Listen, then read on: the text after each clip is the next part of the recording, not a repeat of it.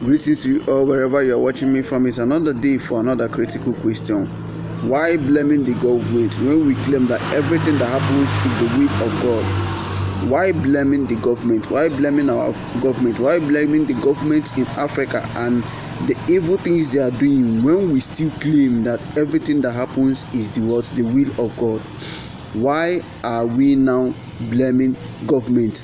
Why not channel our anger towards this God that we claim that everything that happens is his or her will? Why are we still blaming our politicians? Why are we blaming our government? This is questions that we need to start asking ourselves. Even in 21st century, Africans believe or think that everything that happens, the good and the bad, is the will of God.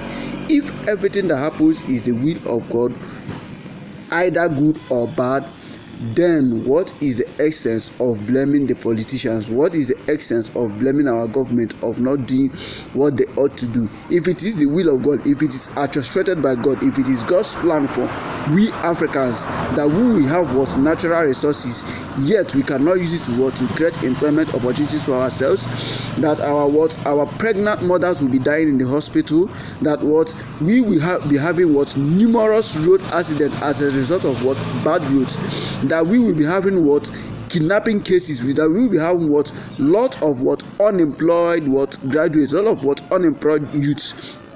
What then is the essence of blaming the government? This is God's will. This is God's plan for Africans, because this is what religion have made most of you to believe.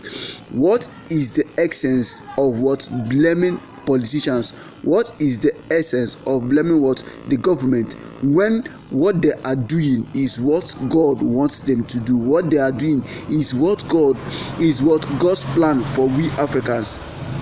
It is another day for another critical question. It's another day to ask yourself some certain questions. Why are we blaming our politicians? Why are we blaming our government for not doing to us what we think they should do for us, when what they are doing is God's plan, when what they are doing is the will of God?